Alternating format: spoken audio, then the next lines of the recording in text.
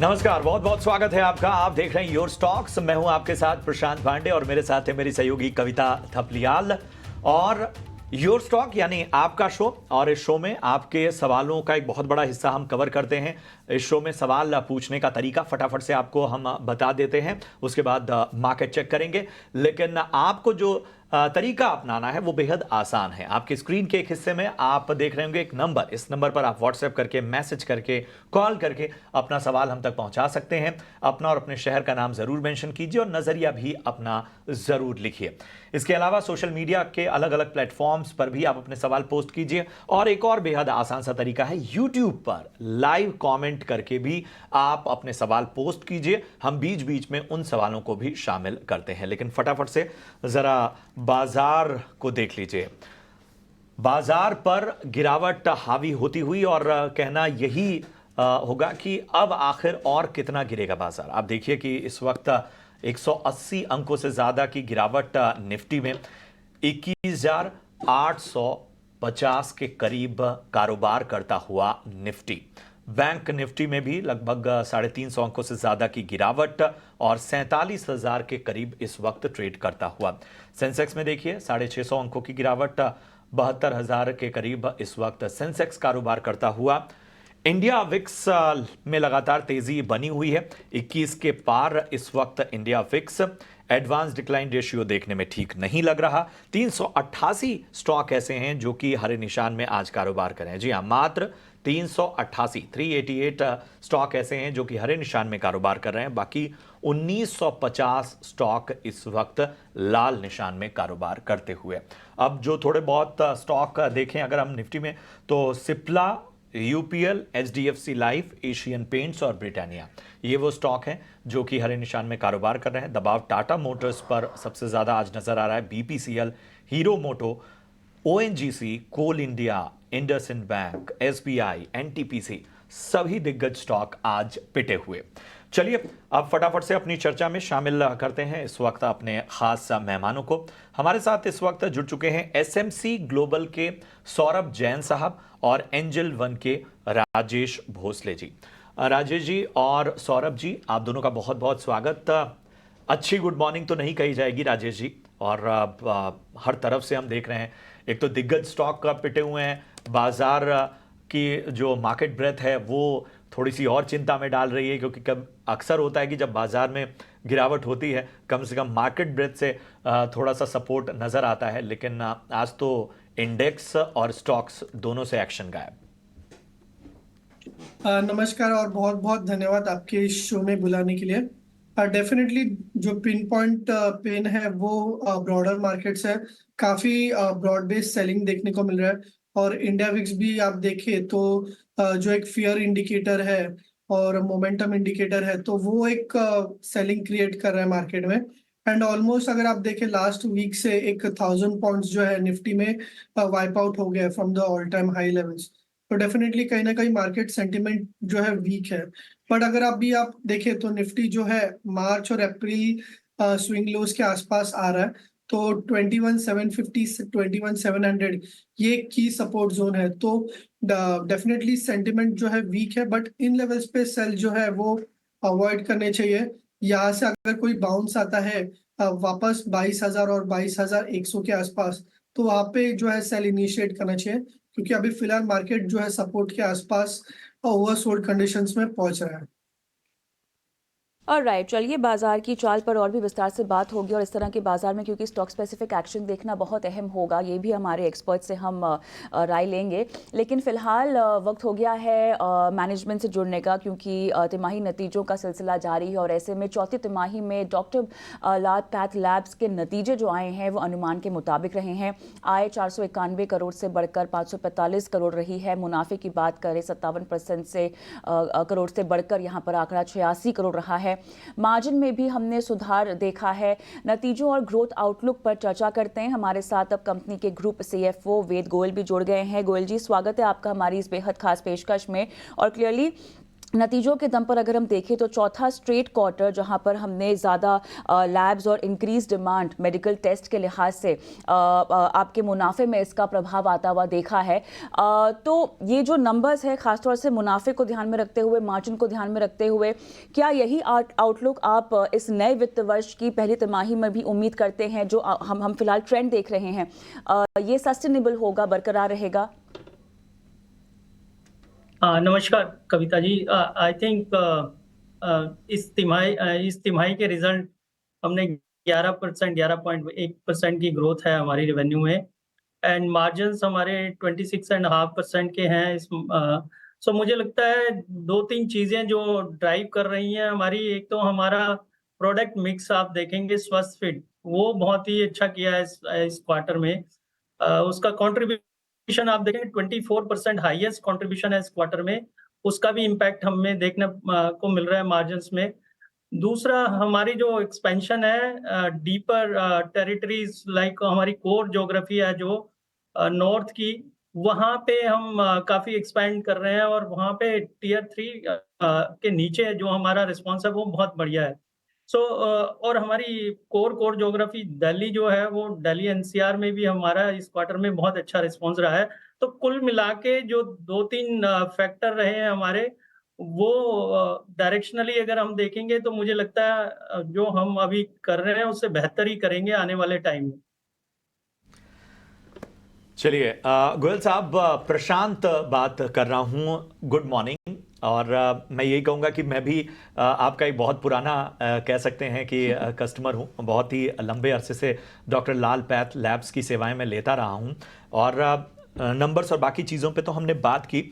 मैं ज़रा आपके कॉम्पिटिटिव जो टेरिटरी है उसकी बात कर रहा हूँ, क्योंकि अब हम देख रहे हैं कि जो ऑनलाइन एग्रीगेटर्स हैं उन्होंने तो एक तरह से बैक सीट ले ली है, लेकिन फार्मा कंपनियां हैं या फिर हॉस्पिटल्स हैं, उनमें हम देख रहे हैं कि डायग्नोस्टिक के क्षेत्र में विस्तार हम साफ तौर पर देख रहे हैं।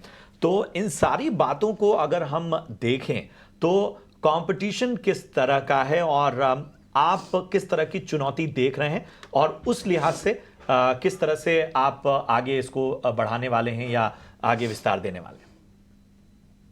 नमस्कार Prashant ji. I think competition हमेशा से ही रहा है इस स्पेस में। अभी भी आप देखेंगे बहुत ही अनऑर्गेनाइज स्पेस है। जो ऑर्गेनाइज अगर हम देखें, हमारी कंपनी बीइंग लार्जेस्ट, हमारे पास 5-6% से ज़्यादा मार्केट शेयर नहीं है, तो पोटेंशियल बहुत है। और आपने जो बोला, कंपटीशन जो ऑनलाइन एग्रीगेटर या जो इरेशनल प्राइस डिस्काउंटिंग वाला था, वो कहीं ना कहीं थोड़ा स्टेबल हो गया। वो हम इतना अब नहीं देखते, 3-4 क्वार्टर से हमने देखा है, वो अभी थोड़ा थम गया है। बट कंपटीशन अभी भी है। वो ऐसा नहीं है कि वो मार्केट से चले गए हैं लोग, वो अभी भी यहीं पे हैं। जो आपने बात की फार्मा की और हॉस्पिटल्स की, आई थिंक फार्मा पहले भी हमने देखा है स्पेस में, उसमें नहीं है। लेकिन जो हॉस्पिटल है, डेफिनेटली जो बड़ी चेन प्लेयर जो हॉस्पिटल्स के हैं, उन्होंने थोड़ा अपना एक्सपेंड करने की हम कोशिश कर रहे हैं। और वो कोशिश कर रहे हैं कि जो हमारी पहले ओपीडी का पेशेंट्स था, वो हमारे पास बाहर आता था, वो ट्राई करते हैं कि हम उसको अंदर ही रिटेन कर लें। तो नो डाउट हॉस्पिटल्स ने काफ़ी अपना थोड़ा इस डायग्नोस्टिक के लिए अपना एग्रेशन दिखाया है। बट ये इतना बड़ा स्पेस है प्रशांत जी, कि सबके लिए यहाँ पे स्पेस है, क्योंकि बहुत अपॉर्चुनिटी है। तो मैं समझता हूँ कि अगर ऑर्गेनाइज प्लेयर आते भी हैं तो अच्छा ही है इस इंडस्ट्री के लिए, बिकॉज बहुत ही बड़ा अनऑर्गेनाइज स्पेस जो कि अभी खाली पड़ा है। वेद जी, पेशेंट वॉल्यूम के बारे में जानना चाहेंगे आपसे, क्योंकि ओवरऑल जो आंकड़ा आया है 3% ईयर ऑन ईयर है, लेकिन अगर रियलाइजेशन पर पेशेंट अगर हम देखें तो 8% से ज़्यादा है। कई फैक्टर्स हो सकते हैं, टेस्ट मिक्स एक हो सकता है, और टेस्ट पर पेशेंट का जो इजाफा हमें फ़िलहाल दिखाई दे रहा है, इस ट्रेंड में आप कितनी और बढ़ोतरी आती हुई आपको लग रही है अगर हम पेशेंट वॉल्यूम ग्रोथ की बात करें? ये जो ड्राइवर है, ये हमारा जो टेस्ट पर पेशेंट है, आप देखें काफी क्वार्टर ऑन क्वार्टर इंक्रीज ही होता जा रहा है। और पिछले साल से अगर हम बात करें तो करीब रफली 5% की इसमें ग्रोथ है हमारी। अभी हमारा टेस्ट पर पेशेंट का नंबर है 2.91। और मुझे लगता है जैसे कि बिहेवियर और जो रिकमेंडेशन डॉक्टर की प्रिस्क्रिप्शंस की जो आदतें हैं उनकी भी जो प्रेफ़रेंस है वो पैकेजेज़ की है। तो आज जो भी पेशेंट्स हैं वो पैकेज एक ले लेता है इंडिविजुअली टेस्ट के बजाय। तो मुझे लगता है जैसे-जैसे ये स्वस्थ-फिट हमारा और बंडलिंग और ज़्यादा बढ़ेगी तो टेस्ट पर पेशेंट और ज़्यादा ग्रो करेगा। तो मुझे लगता है आने वाले टाइम में ये test mix and plus portfolio mix जो है हमारा उसको लेके अगर हम बात करें तो हमारा वॉल्यूम ड्रिवन ही ग्रोथ रहेगा। अभी भी हमारा पूरा का पूरा फ़ोकस है वॉल्यूम ड्रिवन ग्रोथ पे। अभी थोड़ा-सा इस साल में हमारा वॉल्यूम जो है थोड़ा म्यूटेड है बिकॉज़ वो बेस का इम्पैक्ट था लास्ट ईयर जो कोविड अलाइड से रिलेटेड प्लस उससे रिलेटेड नॉन कोविड बिज़नेस भी जो था बेस में था। तो मुझे लग रहा है आने वाले टाइम में यहाँ से काफ़ी इम्प्रूवमेंट होगी। वेद जी, सवाल तो आपसे कई सारे पूछने हैं लेकिन हमारे पास समय फ़िलहाल इतना ही है। धन्यवाद, आपने वक्त निकाला और तमाम सवालों के जवाब दिए। हमारे एक्सपर्ट्स के पास हम जाना चाहेंगे और सौरभ आपके पास आऊँगी। कमेंट्री को सुन के क्या लगता है और जिस तरह से यहाँ पर प्राइस हाइक्स भी ली गई है सिलेक्टिवली और आने वाले वक्त में हो सकता है कि ये सिलेक्टिव प्राइस हाइक का एक ट्रेंड जो है कंपनी जारी रखे तमाम पैमानों पर, साथ ही इनकी जो रीच है जो टियर 2 और टियर 3 टाउन्स में बढ़ती हुई दिखाई दे रही है। क्या आपको लगता है? नंबर्स तो बहुत बेहतरीन आए हैं और जैसा कि मैनेजमेंट ने भी कहा है कि स्पेस बहुत ज़्यादा है तमाम प्लेयर्स के लिए, इतना ऑर्गेनाइज्ड मार्केट है। नतीजों पर आपकी राय और साथ ही अगर किसी को कुछ खरीदारी करनी हो तो फिलहाल के लेवल्स या आपको कोई खास लेवल्स आकर्षक लगते हैं? काफ़ी हद तक क्लैरिटी मैनेजमेंट ने ऑलरेडी दे दी है। अगर मार्च क्वार्टर के नतीजे भी देखे जाएँ तो शायद वहाँ पर उन्होंने 17% मार्जिन आया है और पूरे साल का तकरीबन 12% मार्जिन। जो कॉम्पिटिटिव इंटेंसिटी थी पूरे सेक्टर में वो कहीं न कहीं बैक फुट पे देख रहे हैं हम। ऑनलाइन एग्रीगेटर्स का भी डिस्काउंट अब बहुत कम हो गया है। इनफैक्ट मतलब ये चीज़ जो चलन है काफ़ी महीनों से चल रहा है एंड यही रिफ्लेक्शन आ रहा है नतीजों में और यही कॉन्फिडेंस नज़र आ रहा है मैनेजमेंट के शब्दों में। तो मैं समझता हूँ कि ऑर्गेनाइज्ड प्लेयर के लिए अब वापस एक ग्रोथ पाथ की जर्नी शुरू हो गई है। In terms of margin expansion volumes तो पहले भी ड्राइव हो रहे थे, जैसे कि उन्होंने बताया उनका एक स्वस्थ पैक अभी 24% कंट्रीब्यूशन किया, तो ये इससे पता लगता है कि मार्केट में प्राइसिंग की और जो लोगों की एक्सेप्टेंस और भी ज़्यादा बढ़ रही है। वैल्यूएशन पहले इन स्पेस में काफ़ी ज़्यादा महँगी थी, अब मैं समझता हूँ थोड़ी करेक्शन हो गई है स्टॉक्स में और अब क्योंकि ग्रोथ में है कंपनी, तो मैं समझता हूँ यहाँ से वैल्यूएशन एक्सपेंशन का रूम ज़रूर बनेगा आने वाले समय में। तो मैं समझता हूँ जिसके पास है वो उसे होल्ड करे और करेक्शंस में और एक्यूमुलेट करने की भी सलाह दूँ। चलिए, तो ये है नजरिया डॉक्टर लाल पैथ लैब्स पर सौरभ जी की तरफ से आता हुआ। अब बढ़ते हैं अपने खास सेगमेंट की ओर और ये है ऑप्शंस के चैंपियन।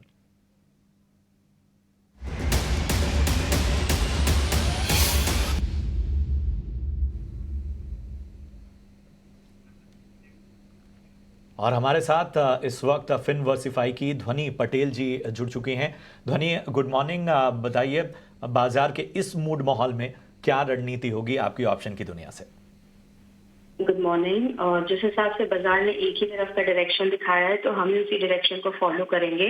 बैंक निफ्टी में एक अहम ट्रेंड लाइन जो सपोर्ट की थी उसको ब्रेक करता हुआ दिखाई दे रहा है और कोटक महिंद्रा बैंक ऑलरेडी एक बेयरिश ट्रेंड में चल रहा है, तो कोटक महिंद्रा बैंक पे हम यहाँ पे पुट साइड की बाइंग करके चलेंगे। आपको 1600 की पुट ऑप्शन खरीदनी है। करंट मार्केट प्राइस इसका 17 से 18 रुपए के बीच में चल रहा है, आप उसी भाव पे इसको खरीदें। टारगेट इसका 25 रुपए का रहेगा और स्टॉप लॉस इसका 12 रुपए का रखना है। रिस्क रिवॉर्ड आपका यहाँ पे मैक्स गेन जो हो सकता है वो 3200 का और मैक्स लॉस जो है वो 2000 तक का हो सकता है। ओवरऑल स्टॉक में यहाँ पे potential on the lower side है जहाँ पे हम 1600 और 1580 तक के लेवल्स देख सकते हैं, तो बेयरिश साइड की स्ट्रैटेजी है उस हिसाब से ट्रेड करें। शुक्रिया करेंगे ध्वनि आपका इस खास रणनीति के लिए। तो कोटक बैंक का 1600 का पुट आपको खरीदना है जो कि 17-18 रुपए पे आपको मिलेगा। लक्ष्य 25 के, स्टॉप लॉस यहाँ पर 12 रखना है। अधिकतम मुनाफा यहाँ पर 3200 तक का और नुकसान 2000 रुपए तक के हो सकते हैं। चलिए, सेबी का रिस्क डिस्क्लोजर भी आपके सामने रखते हैं। ये स्टैंडर्ड सेबी का रिस्क डिस्क्लोजर जो कि ऑप्शन की दुनिया के जोखिमों को आपके सामने रखता है, इसलिए अपने फाइनेंशियल एडवाइजर की सलाह और बेहतर जानकारी हो तो ही इसमें सिलसिले को आगे बढ़ाएं उससे पहले एक बाजार पर चेक ले लेते हैं, जहां पर बैंक निफ्टी देखिए लगभग 400 अंक नीचे जाता हुआ दिखाई दे रहा है। सेंसेक्स में भी आप देख सकते हैं 750 अंकों की कमजोरी और 1% तक की कमजोरी अब गहराती हुई दिखाई दे रही है। लेकिन ब्रॉडर इंडिसेस अगर आप mid cap small cap index को देखें तो यहाँ पर जो कमजोरी है वो लगभग 1% के पार जाती हुई दिखाई दे रही है। मिड कैप लगभग 1.25% यहाँ पर कमजोर, और स्मॉल कैप आप देखिए, स्मॉल कैप इंडेक्स तो 2.25% की कमजोरी के साथ फिलहाल दिखाई दे रहा है। तमाम इंडेक्सेस में हम देख रहे हैं कि लाल निशान पे कारोबार है, लेकिन सबसे ज्यादा ऑटो इंडेक्स आप देखिए 3.25% कमजोर है। उसके बाद पीएसयू बैंक आप देख रहे हैं एक तरह से 3.5% की कमजोरी दिखा रहा है। एफएमसीजी मेटल्स में भी हम देख रहे हैं 1% के पार की कमजोरी है। रियल्टी इंडेक्स लगातार एक और ट्रेडिंग सेशन जहां पर 2% के पार की कमजोरी दिखाता हुआ यहां पर नजर आ रहा है। इतना ही नहीं, एडवांस डिक्लाइन आप देखिए, डिक्लाइन 2008 और 346 एडवांसेस है। ये क्लियरली बाजार की एक बहुत ही कमज़ोर टोन को दर्शा रहा है। और इस तरह के बाजार में अगर आप भी हमसे कोई सवाल पूछना चाहते हैं तो ज़रूर स्टॉक स्पेसिफिक सवाल पूछिए। इंडिया विक्स हमने देखा है कि नियरली 14% 21 ट्रेडिंग सेशंस में बढ़ता हुआ दिखाई दिया है। तो ये क्लियरली एक अनसर्टिनिटी जो है, अगर हम इलेक्शंस के चलते देखें और कमज़ोर यूएस कंज्यूमर सेंटिमेंट के जो डेटा भी आए हैं, जो 6 महीने के लो पर आते हुए दिखाई दिए हैं, जहाँ पर एक बार फिर से हमें इन्फ्लेशन थोड़ी सी शॉर्टअप होती हुई दिखाई दे सकती है, उसका पूरा इम्पैक्ट आज के बाजार में हमें दिखाई दे रहा है। चलिए इस सिलसिले को हम आगे बढ़ाएंगे। 16% के पार की यहाँ पर तेजी है इंडिया विक्स में, और क्लियरली वॉलेटिलिटी एकदम उच्चतम पर। और हम अब यहाँ पर सवाल यूट्यूब से शामिल करना चाहेंगे, बिकॉज दर्शक हमें वहाँ बहुत ज़्यादा देख रहे हैं। और चलिए जो सवाल हम यहाँ पर लेना चाहते हैं, इंडिया विक्स लेखनी शाह पूछ रही है कि क्या ये लेना चाहिए। राजेश, देखिए, देयर इज अ टर्म की rising volatility is followed by decreasing volatility. तो ऑलरेडी आप देख सकते हैं काफी जो है वॉलेटिलिटी अभी बढ़ चुकी है। मार्केट अभी भी वीक ही लग रहा है, बट जैसे मैंने कहा कि मार्केट जो है मार्च और अप्रैल स्विंग लोज के आसपास है, और इंडिकेटर्स जो है वो थोड़े से ओवरसोल्ड है। तो यहाँ पे जो है मार्केट थोड़ा सा कहीं ना कहीं स्टेबल हो सकता है, एक बाउंस बैक आ सकता है। उस बाउंस बैक में डेफिनेटली कर सकते हैं। ठीक है, तो ये है नज़रिया फिलहाल जिस तरह की मार्केट में स्थितियां नज़र आ रही हैं उस पर राजेश जी की तरफ से। चलिए बढ़ते हैं आगे और सवाल कुछ यूट्यूब के ज़रिए शामिल करते हैं। यूसुफ सिद्दीकी का सवाल डीबी रियलिटी पे है। 90 शेयर इनके पास हैं, 218 के भाव पे इन्होंने लिया हुआ है।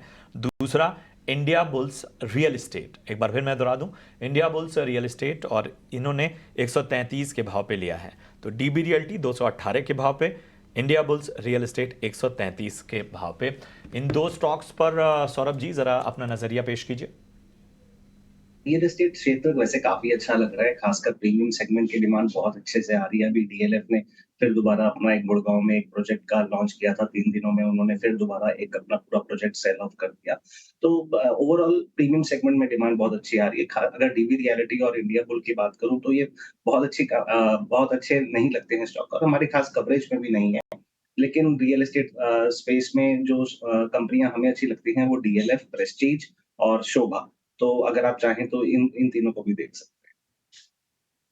एक इस पूरे क्षेत्र को लेकर भी हमारे साथ एक लाइव दर्शक भी जुड़ गए हैं, लेकिन उनके पास मैं जाऊं अश्विनी के पास। लेकिन रियलिटी इंडेक्स में जो लगातार कमजोरी आ रही है सौरभ, ये गहराती भी दिखाई दे रही है। उसके बावजूद करंट लेवल्स जो आपने काउंटर्स मेंशन किए, रेकमेंड किए, उनमें क्या आकर्षक है?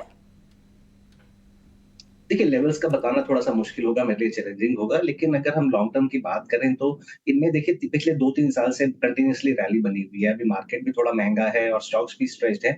तो पूरे बाजार में अगर आप सब सेक्टर्स में देखेंगे वहाँ पर जो थोड़ा करेक्शन देखने को मिल रहा है। लेकिन बात करूँगा इंटरनल स्ट्रेंथ की, जो ऑपरेशनल स्ट्रेंथ है, जो फंडामेंटल्स हैं वो काफ़ी स्ट्रॉन्ग है। तो उससे हमें ये पता लगता है कि भई अगर चाहे तो स्टॉक बेशक नीचे भी आ जाए, लेकिन जो आगे आउटलुक है सेक्टर का वो अच्छा होने की वजह से बाउंस भी बहुत अच्छे से आएगा और तेजी भी ज़रूर बनेगी। तो उस लिहाज से मुझे लगता है कि डीएलएफ जैसी कंपनी आपके पोर्टफोलियो को में अगर थोड़ा नीचे भी आता है तो ये एक अच्छा विकल्प है। अश्विनी पाटिल जलगांव से हमारे साथ फोन लाइन पर हैं। इन्होंने जोमेटो में खरीदारी कर रखी है। सर नमस्कार, किस भाव पे जोमेटो लिया है?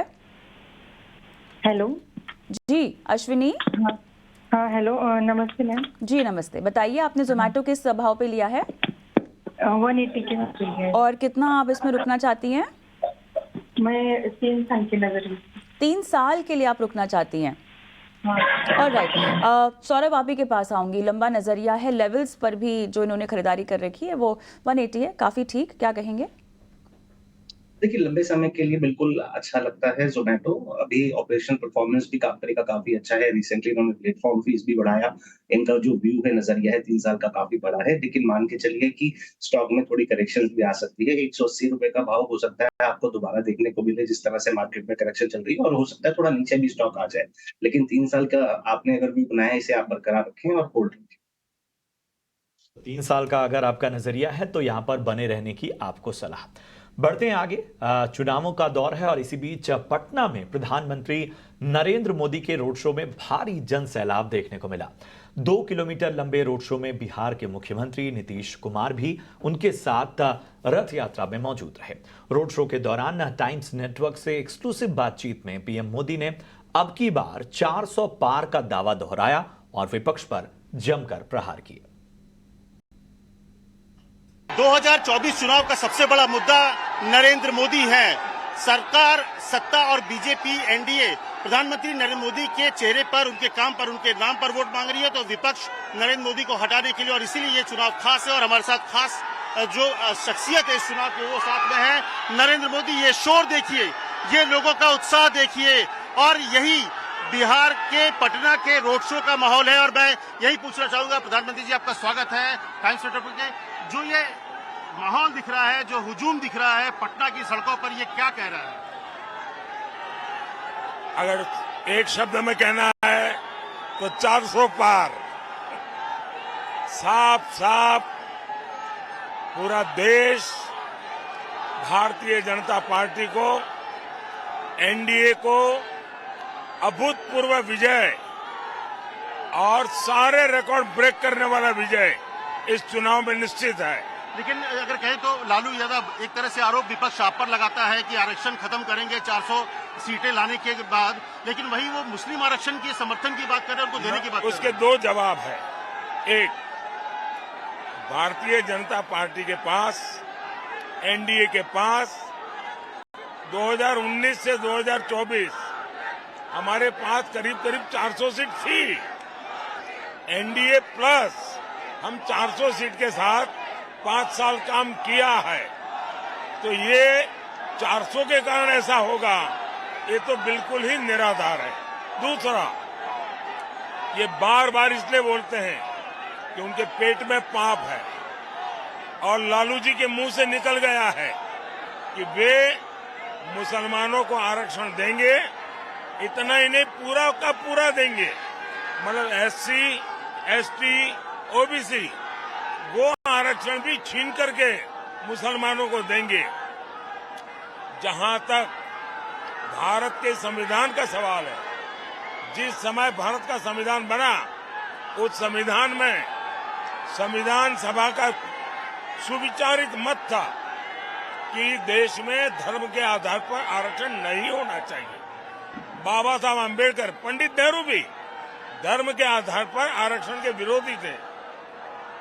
ये लोग वोट बैंक की राजनीति करने के लिए धर्म के आधार पर आरक्षण करना चाहते। कर्नाटका में उन्होंने रातों रात सभी मुसलमान को ओबीसी बना करके ओबीसी का जो अधिकार था वो छीन लिया। और मेरा स्पष्ट मत है, देश की जनता ये संविधान का अपमान नहीं सहेगी। देश की जनता बाबा साहब अम्बेडकर का अपमान नहीं सहेगी। और जहां तक मोदी का सवाल है, मैं जब तक जिंदा हूं, मैं धर्म के आधार पर इस देश को बांटने नहीं दूंगा। धर्म के आधार पर आरक्षण के नाम पर देश को बांटने की हर साजिश को मैं खत्म करूंगा। जो विपक्ष का बहुत आरोप है कि ईडी सीबीआई का जो एक तरह से मिसयूज करके लोगों को पकड़ा जा रहा है, खत्म करने की कोशिश की जा रही है, आपको लगता है वो उसके बाद जो धन पकड़ा जा रहा है, जो काला धन पकड़ा जा रहा है, उसको पूरे देश में, दुनिया में, मैंने जो देश के लोग हैं, युवा है, उसको लगता है कि वो वापस आएगा? देश के लोगों ने पहली बार देखा है कि लगातार नोटों के पहाड़ पकड़े जा रहे हैं, नोट गिनने वाले मशीन थक जाते हैं और ज्यादातर पैसे राजनेताओं के हाथ से पकड़े गए हैं, दूसरे ब्यूरोक्रेट्स के हाथ से पकड़े गए, ड्रग माफियाओं के हाथ से पकड़े गए हैं, गन रनर के हाथ से पकड़े गए हैं। तो देश की जनता देख रही है 1.25 लाख करोड़ रुपया पकड़े जाना, और उसके बाद भी अगर आपको तो ईडी की तारीफ करनी चाहिए कि वो कम से कम काम कर रहे हैं, उनको जो तनख्वाह मिलता है उसका ईमानदारी से काम कर रहे हैं। दूसरा, मेरा मत है कि जिसका पैसा गया है, जैसे बिहार में नौकरी के बदले में जमीन ले ली है, जब उसका ट्रेल मिलेगा मैं उन सबकी जमीन वापस मिले इसके लिए सारी कानूनी एक्टिविटी करूंगा। बंगाल में शिक्षक भर्ती, जिन गरीब बच्चों से पैसे लेकर के झूठी नौकरियां दी, उस बंगाल में ट्रेल है कि भी इसके पास से इतना पैसा लिया, पैसे जब्त किए हैं। मैं चाहता हूं गरीबों का जो पैसा है वो मैं वापस लौटाऊंगा, और मैं इसलिए कह रहा हूं अब तक हम 17,000 करोड़ रुपीज ऑलरेडी दे चुके हैं।